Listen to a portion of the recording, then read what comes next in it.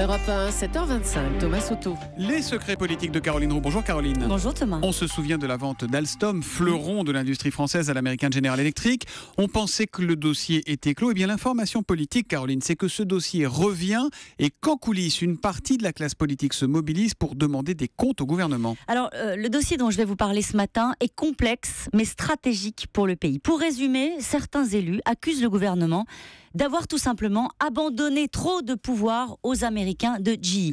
Vous vous souvenez, Thomas, par exemple, qu'il était question que l'État monte au capital du nouvel ensemble à hauteur de 20%. Vous savez, c'était la contrepartie à l'époque arrachée par Arnaud Montebourg. Eh bien, je peux vous dire ce matin que ce ne sera pas le cas. Bercy réécrit l'histoire en m'expliquant que ça n'était qu'une option. La réalité, c'est qu'il faudrait débourser 2 milliards, et ça n'est pas une surprise. Les caisses sont vides. Forcément, les spécialistes du dossier s'inquiètent. Jean-Pierre Chevènement, par exemple, a rencontré Emmanuel Macron hier à Bercy. Il verra François Hollande sur le sujet la semaine prochaine pour lui demander de tenir ses promesses. Une audition du ministre de l'économie, des protagonistes du dossier a été décidée à l'Assemblée. J'ai joint un conseiller de l'ombre qui suit les affaires économiques aux premières loges et il assume avec cette phrase qui est assez forte. On est en train de se demander si on n'a pas vendu trop de pépites à General Electric. Ils ont pris le pouvoir. Ils, Thomas, ce sont les Américains. Mais pourtant, Caroline, Arnaud Montebourg avait assuré, promis, juré qu'il avait défendu les intérêts de l'État, de l'industrie française, qu'il avait gagné, on s'en souvient. On s'en souvient, il l'avait dit et il suit Arnaud Montebourg le dossier de très près. Il ne le dit lui-même. Je défendrai mon bilan et je n'exclus pas d'intervenir.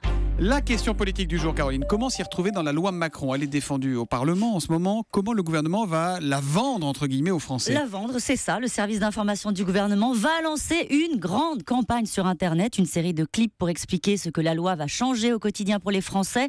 Le dernier clip, vous savez, pour dissuader les jeunes candidats au djihad, a été vu 1 900 000 fois sur Internet. C'était déjà le service d'information du gouvernement? C'était déjà eux. Alors il faut dire qu'il y aura de quoi faire en com pour savoir ce qu'il reste concrètement du texte une fois qu'il aura été tricoté, détricoté à l'Assemblée et au Sénat. Ils vont attendre un peu avant de tourner les clips, c'est plus prudent. Et puis on va en entendre parler, Caroline. Oui, Hollande qui dit oui à Mélenchon. Le patron du parti de gauche avait demandé un rendez-vous, vous savez, sur la Grèce au président de la République. Eh bien, il sera reçu et ce sera le 17 février. Deux rendez-vous en 2 mois. Ça fait beaucoup quand même entre les deux. Mais Jean-Luc Mélenchon assure qu'il n'est pas question de faire la paix, mais bien d'aider la Grèce. Évidemment. Donc c'est le rendez-vous en quelque sorte entre le capitaine de pédalo et le bruit et la fureur. Ça vous fait envie, on aimerait bien être dedans, la petite souris. Oui. Les secrets politiques de Caroline Roux, tous les matins à 7h25 sur Europe 1. Demain, Caroline. À demain.